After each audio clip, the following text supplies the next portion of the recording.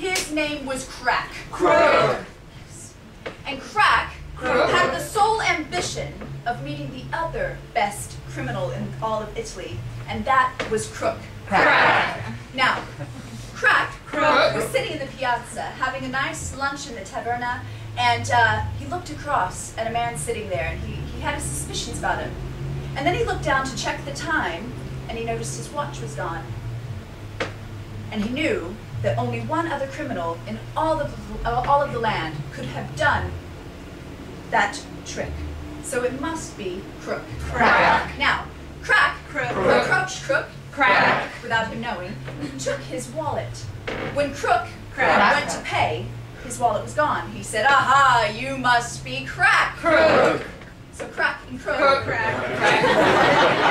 became friends, and they decided that they would get together and they would do the biggest criminal activity that you could possibly do. They would rob the king's treasury.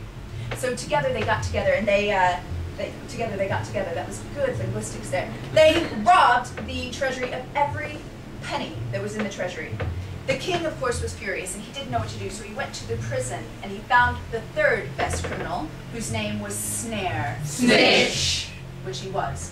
He went to Snare and said, "What can I do to catch this criminal who's robbed my treasury of all of its money?" And he said, "Well, the thing to do, you've got to hatch a little plot. You've got to raise the price of beef to $100 a pound. Whoever can buy some meat, that will be your crook." So that's what the king did. He raised the price of beef, and sooner or later somebody dressed as a friar went to the meat shop, to the butcher's, and purchased some beef.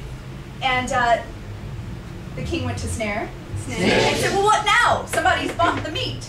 And he said, "Well, okay, so I'll disguise myself as a beggar, and I'll go around to the houses, and whichever house gives me some meat, that will be the house of the criminal. And I'll put a little red X on that door, so you can send the palace guard around and you can find the house that has the meat." So the king said, "All right." And so he let Snare out of prison, and he went in disguise, and he knocked on every door until at last one opened. He was handed some meat, and as the door closed behind him, he placed a little red X. Went back and told the king to send the guard to that neighborhood because that's where the crook was at. Now, when he got there, when the palace guard arrived, they looked at every single door, and on every single door there was a red X because Crack had gone around and placed X's on all of the doors after noticing what had been done. So the king said, "What now, Snare?" "Well, I imagine if they're spending this much money on some meat that they're going to run out of money pretty soon. So you've refilled the treasury with that loan from France, and I think that what you can do is just place a big pot of boiling pitch, black tar at the bottom of the stairs of the treasury. When the criminals come down, then Crack, you'll catch one." And they said, "Wow, that's a great idea." So they put a big pot of boiling black pitch, and of course, Crack and Crook ran out of money, and they made their way down the stairs, and Crook was the first, and he stumbled and fell into the tar, and he screamed and he screamed and he boiled to death. I'm afraid to tell you, I'm sorry to say that Crook is dead and stuck in the tar. Now Crack didn't know what to do. He didn't know if he would get caught because his counterpart was there, so he did the only thing that he could do. Wailing his name out loud, he picked up an axe and he called out for his long-lost companion, "Crook! Crook! Crook! Crook!" And off came the head, which he made off with, and the body was unrecognizable. So the king said, "What now, Snare?" Snare said, "Well, tie the body up, drag it through town. Whichever house you hear the wailing and the weeping from, that's the house where the criminal's family lives."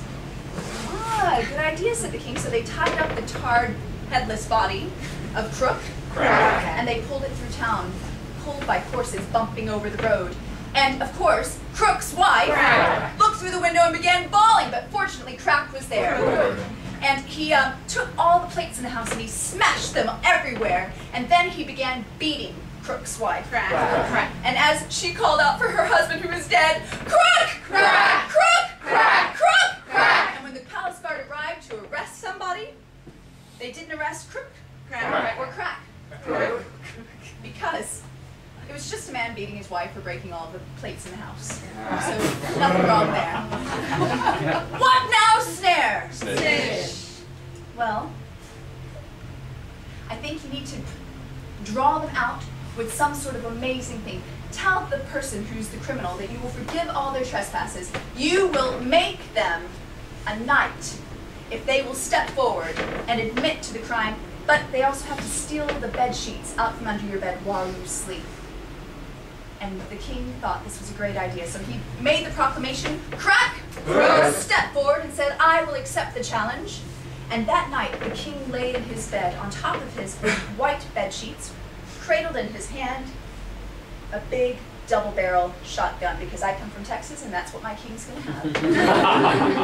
And he sat there with his big double-barreled shotgun, and Crook had gone down to the local graveyard, and he took a body, tied it up with a rope, threw the other end of the rope up and over the ledge of the king's castle, and pulled, and pulled, and pulled until there was a thump, thump, thump of the body hitting the king's window. Well, when the king woke up, he saw the Crook outside his window, and he yelled, "You crook! Crook! Crook! Crook! Crook!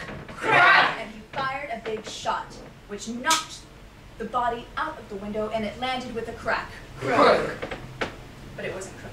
The king, in his excitement, ran down the stairs, not even thinking that in the shadows there might be lurking a criminal named Crook, who made his way into the king's bedroom, took the sheets, and presented them the next morning to the king.